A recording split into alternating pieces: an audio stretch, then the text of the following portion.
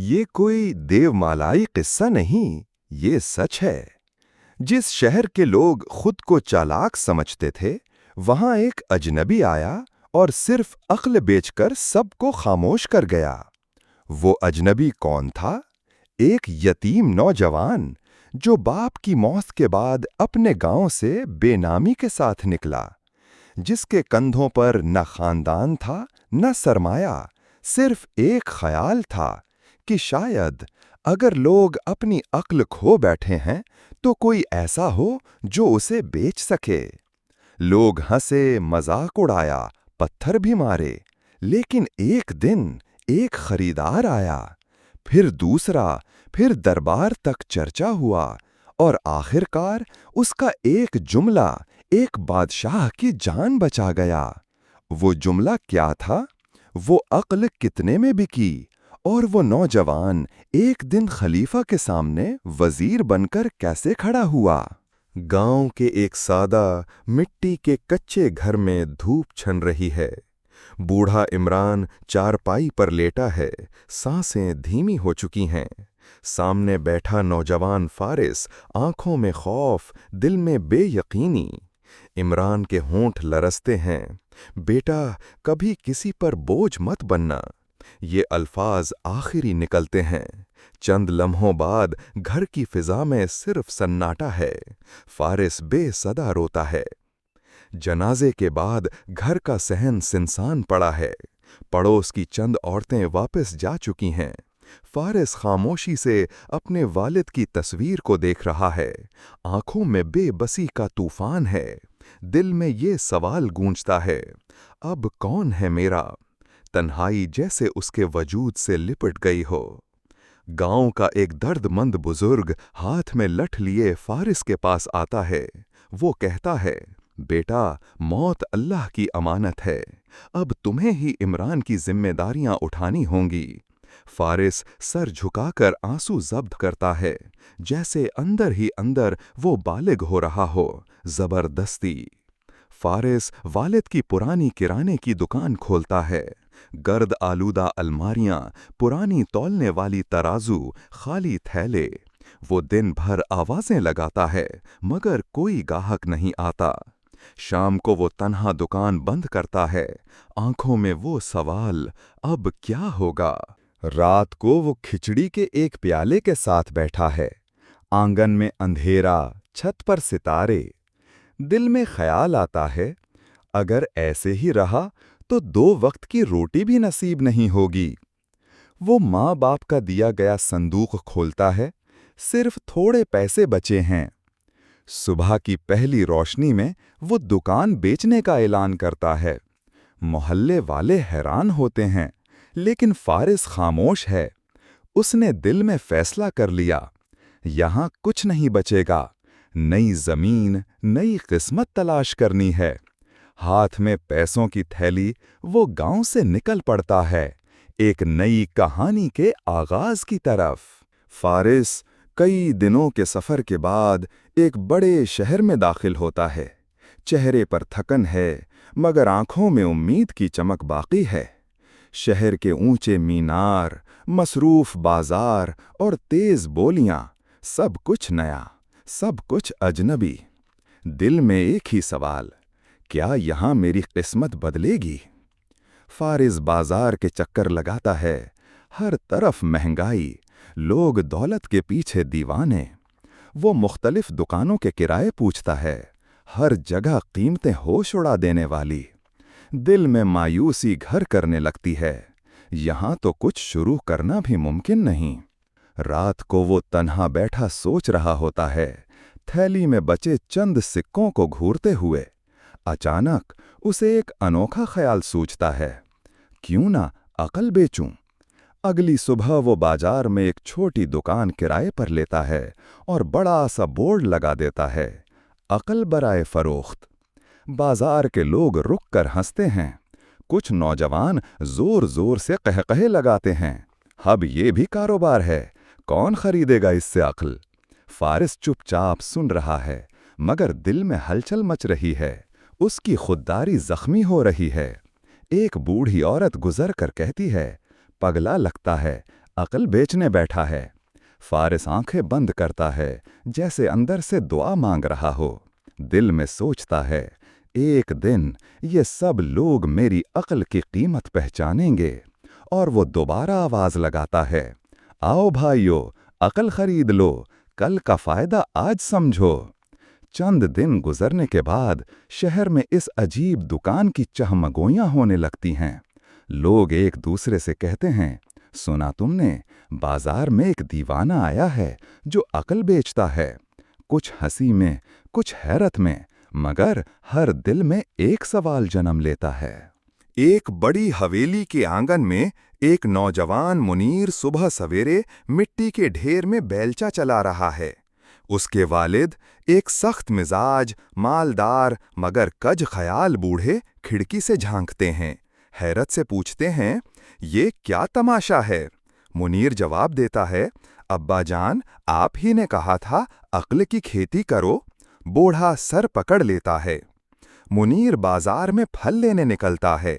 اچانک اس کی نظر اس انوکھی دکان پر پڑتی ہے، عقل برائے فروخت۔ وہ چونک کر رک جاتا ہے، بورڈ کو غور سے دیکھتا ہے، پھر آہستہ سے بڑبڑاتا ہے، عقل کی قیمت سچ میں؟ تجسس اس کے قدم بڑھا دیتا ہے۔ منیر دکان میں داخل ہوتا ہے۔ فارس اسے مسکرا کر خوش آمدید کہتا ہے۔ عقل چاہیے؟ منیر ہچکچاتے ہوئے کہتا ہے، بس 1 درہم کی دے دیں، زیادہ لی تو ابا جان ڈانٹیں گے۔ فارس ایک پرچی پر کچھ لکھتا ہے، ہاتھ میں دیتا ہے، یہ لو تمہاری 1 درہم کی عقل۔ منیر جوش سے گھر لوٹتا ہے۔ آنگن میں داخل ہو کر فخر سے چلاتا ہے، ابا جان، آج میں عقل خرید کر لایا ہوں۔ باپ حیران ہوتا ہے۔ جب پرچی پڑھتا ہے، جب 2 لوگ لڑ رہے ہوں وہاں کھڑے ہو کر مت دیکھو، تو اس کا خون کھول اٹھتا ہے۔ بوڑھا غصے سے لرزتے قدموں کے ساتھ بازار کی طرف نکل پڑتا ہے۔ اس دجال سے پیسے واپس لے کر آتا ہوں۔ راستے بھر بڑبڑاتا ہے، یہ نادان لڑکا 1 درہم ضائع کر دیا، یہ تو ہر بچہ جانتا ہے۔ اس کی آنکھوں میں دھوکے کا غصہ ہے۔ بوڑھا دکان پہنچ کر چیختا ہے، او دھوکے باز، میرے بیٹے کو بے وقوف بنایا ہے۔ فارس نرم لہجے میں کہتا ہے، جناب، پرچی واپس کر دیں، میں درہم واپس کر دوں گا۔ بوڑھا تھوڑا جھجکتا ہے، پھر پرچی واپس دیتا ہے۔ فارس درہم واپس کر دیتا ہے اور مسکرا کر بس اتنا کہتا ہے، شاید آپ کو پھر کبھی میری عقل کی ضرورت پڑے۔ 2 خادمائیں شاہی محل سے بازار میں خریداری کے لیے نکلی ہیں۔ ایک نے تر و تازہ، سبز اور چمکدار تربوز پر ہاتھ رکھا اور کہا، یہی لوں گی، رانی خوش ہوں گی۔ تبھی دوسری خادمہ لپک کر آتی ہے، 3 دینار تھما دیتی ہے اور کہتی ہے، یہ مجھے دو۔ دونوں کے لہجے میں نرمی نہیں، آگ ہے، جیسے رانیوں کی پرانی دشمنی ان کے ہاتھوں میں بول رہی ہو۔ منیر جو قریبی دکان سے کچھ خریدنے آیا تھا، لڑائی دیکھ کر رک جاتا ہے۔ خادمائیں فوراً اسے گھیر لیتی ہیں۔ ایک کہتی ہے، آپ میرے گواہ ہیں، آپ نے سب دیکھا۔ دوسری بھی اصرار کرتی ہے، اللہ کے واسطے سچ سچ گواہی دیجیے گا۔ منیر صرف سر ہلا دیتا ہے، بنا سمجھے کہ وہ کس دلدل میں قدم رکھ رہا ہے۔ منیر گھر آتا ہے تو چہرے پر پریشانی صاف نظر آتی ہے۔ وہ سب کچھ اپنے باپ کو بتاتا ہے۔ بوڑھا ماتھا پیٹ لیتا ہے، کم بخت، تجھے عقل کی پرچی واپس نہیں لینی تھی، اسے سمجھنا تھا۔ دونوں خوف میں ڈوبے ہیں۔ اگر رانیوں کے سامنے جھوٹ بولا یا سچ بولا، دونوں حالتوں میں موت پکی ہے۔ خوف کے مارے دونوں باپ بیٹا دوڑتے ہوئے دوبارہ فارس کی دکان پر پہنچتے ہیں۔ بوڑھا لرزتی آواز میں کہتا ہے، بیٹے، ہماری جان بچا لے۔ فارس کچھ دیر خاموشی سے سنتا ہے، پھر گہری نظر منیر پر ڈال کر کہتا ہے، اس بار عقل کی قیمت 10 دینار ہوگی۔ بوڑھا فوراً سکے گن کر دیتا ہے۔ فارس پرچی نہیں دیتا، بس منیر کو کان کے قریب بلا کر آہستہ کہتا ہے، کل خلیفہ کے دربار میں پاگل بن جانا، الٹی سیدھی باتیں، بے معنی حرکات، بس جھوٹے پاگل بنو۔ باپ بیٹا حیرت سے ایک دوسرے کو دیکھتے ہیں، مگر فیصلہ کر چکے ہوتے ہیں۔ فارس کی عقل پر بھروسہ ہے۔ اگلے دن منیر خلیفہ کے سامنے پیش کیا جاتا ہے۔ خادمائیں شکایت کرتی ہیں، یہ ہمارا گواہ ہے۔ خلیفہ پوچھتا ہے، بتاؤ کون جھوٹا ہے؟ मुनीर खड़ा होकर जोर से हंसता है, दीवार से बातें करता है, घूमता है, गाता है। खलीफा हैरत से कहता है, ये तो पागल है, इसे निकालो। रात का वक्त है। मुनीर के वालिद चारपाई पर करवटें बदलते हैं। पसीने से शराबूर, आंखों में डर है। वो बड़बड़ाता है, अगर खलीफा को पता चल गया कि मुनीर पागल नहीं तो? नींद आंखों से गायब, दिल में वसवसों का तूफान है। ये अक्ल वाकई अक्ल थी या एक खतरनाक चाल? सुबह होते ही बाप बेटा फिर फारिस की दुकान पर पहुंचते हैं। चेहरे मुरझाए हुए, नजरें झुकी हुई। बूढ़ा कांपती आवाज में कहता है, फारिस बेटा, अगर खलीफा को सब पता चल गया तो? हमें बचा लो। फारिस गहरी सांस लेता है, फिर आहिस्ता से बोलता है, इस बार कीमत 200 दीनार होगी। बूढ़े का रंग जर्द पड़ जाता है। 200 दीनार? भाई कुछ तो कम करो। फारिस खामोश रहता है, निगाहें जमी रहती हैं। बाप बेटे एक दूसरे को देखते हैं। आखिरकार बूढ़ा जेब से कपड़े की थैली निकालता है, वही थैली जो बेटी के जहेज के लिए रखी थी, और खामोशी से रख देता है। फारिस रकम गिनता है, फिर आहिस्ता से कहता है, कुछ नहीं करना, बस इंतजार। वक्त को थम जाने दो, फिर एक दिन खुद खलीफा के सामने सच बोल देना। झूठ की जड़ कमजोर होती है, सच खुद अपना रास्ता बनाता है। दोनों हैरान रह जाते हैं। कोई कागज, कोई पर्ची नहीं, बस खामोश अल्फाज। रात के वक्त बाप बेटा आंगन में बैठे हैं। चांदनी फैली हुई है। बूढ़ा ज़ेरे लब बोलता है, क्या वाकई सच हमें बचा लेगा? मुनीर हौले से सर हिलाता है। फारिस ने पहले भी बचाया था, अब भी इसकी बात माननी चाहिए। खामोशी में एक भरोसे की करन जागती है। दूसरी तरफ शहर में चहमुगोइयां बढ़ रही हैं। अकल का ताजिर वो नहीं, जादूगर है। लोग मशवरे लेने आने लगे हैं। दुकान छोटी है, मगर फारिस की अक्ल बड़ी हो चुकी है। एक फकीर आता है, कहता है, मुझे सिर्फ एक सवाल का जवाब चाहिए। फारिस मुस्कुरा कर कहता है, जवाब अक्ल में नहीं, नीयत में होता है। शाही महल के राहदारियों में सन्नाटा है। वीरान शाम, कमरे में सिर्फ खलीफा बैठा है, बीमार, कमजोर, थका हुआ। खादिम दवाएं रखते हैं, मगर खलीफा की आंखों में अजीब सी बेचैनी है। किसी पर एतमाद नहीं रहा। वो ज़ेरे लब कहता है, यही वो लम्हा है जब जिंदगी और साजिश आमने सामने खड़ी होती हैं।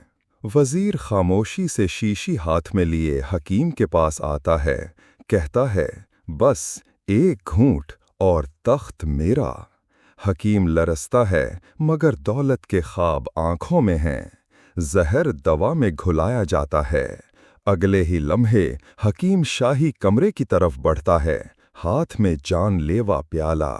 खलीफा जैसे ही दवा लेने लगता है, अचानक एक झमाका जहन में गूंजता है। फारिस की वो तहरीर, बगैर सोचे समझे कोई काम न करना। वो रुक जाता है, आंखें तेज हो जाती हैं, हाथ थम जाता है। फिर प्याला गौर से देखता है, हकीम पर निगाह डालता है। खामोशी टूटती है। ये दवा क्यों इतनी जरूरी लग रही है? खलीफा की नजरें जैसे ही हकीम पर जमी रहती हैं, वो पसीने में शराबूर हो जाता है। फिर अचानक घुटनों के बल गिरकर रोने लगता है, मुझे माफ कर दें, जहर वजीर ने बलवाया था। दरबार हिरकर रह जाता है। खलीफा की आंखें नम हो जाती हैं। ये फारिस की अक्ल थी जिसने आज मेरी जान बचा ली। अगले दिन खलीफा फारिस को दरबार में बुलाता है, कहता है, हमने तेरी अक्ल के चर्चे सुने थे, मगर तू तो वाकई कौम का चिराग निकला। फारिस अदब से झुकता है। खलीफा 20,000 दीनार सोने में पेश करता है और कहता है, तू आज से हमारा वजीर खास है। सारी सल्तनत तालियां बजाती है। रात को खलीफा अपनी ख्वाबगाह में बैठा है। वही पर्ची, बगैर सोचे समझे कोई काम न करना, अब एक खूबसूरत फ्रेम में सजा हुआ है। वो उसे देखता है, मुस्कुराता है, सारी सल्तनत एक नसीहत से बच गई। फारिस की अक्ल अब सिर्फ एक सौदा नहीं, एक सल्तनत की रूह बन चुकी है।